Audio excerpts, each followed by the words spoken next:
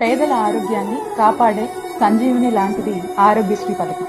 ఈ గొప్ప పథకాన్ని ఉద్దేశించి ఆ దివంగత మహానేత డాక్టర్ వైఎస్ రాజశేఖర రెడ్డి గారు ఈ ప్రోగ్రామ్ ని లాంచ్ చేస్తూ ఈ ప్రోగ్రామ్ యొక్క ఉద్దేశాన్ని వారి మాటల్లో ఏమని చెప్తారంటే, నాకేదైనా ఒక అనారోగ్యం సమస్య వచ్చి ఏ హాస్పిటల్ కి అయితే వెళ్లి చికిత్స పొందుతానో అదే హాస్పిటల్లో అదే స్థాయిలోని వైద్యం ఆ రాష్ట్రంలోని పేదవాడికి కూడా అందాలనేది మరి ఆ దివంగత నేత డాక్టర్ వైఎస్ రాజశేఖర రెడ్డి గారి ఉద్దేశం.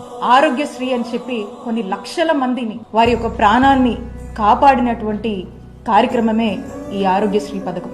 వైఎస్ఆర్ గారు తీసుకొచ్చినటువంటి ఈ కార్యక్రమాన్ని పేదలకు ఎంతో మంచి చేస్తుందనేటువంటి ఒక గొప్ప లక్ష్యం ఉన్నటువంటి ఈ కార్యక్రమంగా దీన్ని మా నాయకుడు జగన్మోహన్ రెడ్డి గారు దీన్ని మరింత స్ట్రెంథెన్ చేస్తూ మరి మేము అధికారంలోకి వచ్చిన దగ్గర నుంచి ఏ విధంగా అడుగులు ముందుకు వేశారో రాష్ట్ర ప్రజలందరికీ కూడా తెలుసు. జగన్మోహన్ రెడ్డి గారు అధికారంలోకి వచ్చే నాటికి 1059 ఉన్నటువంటి ఈ ఆరోగ్యశ్రీ ప్రొసీజర్స్ ఏవైతే ఉన్నాయో వాటిని 3257 ప్రొసీజర్స్ కి పెంచినటువంటి ఘనత జగనన్న ప్రభుత్వానికి దక్కుతుంది. అలాగే నెట్వర్క్ హాస్పిటల్స్ 919 నెట్వర్క్ హాస్పిటల్స్ ఉండేవి మేము అధికారంలోకి వచ్చే నాటికి. మరి వాటిని 2300 హాస్పిటల్స్ గా కూడా విస్తరించడం జరిగింది జగనన్న ప్రభుత్వంలో. అలాగే ఆరోగ్యశ్రీ ఏదైతే 5 లక్షల వరకు వర్తింపు ఉండిందో, 5 లక్షలకే పరిమితం ఉండిందో దాన్ని 25 లక్షల వరకు కూడా పెంచినటువంటి ఘనత జగన్మోహన్ రెడ్డి గారి ప్రభుత్వానికి దక్కుతుంది.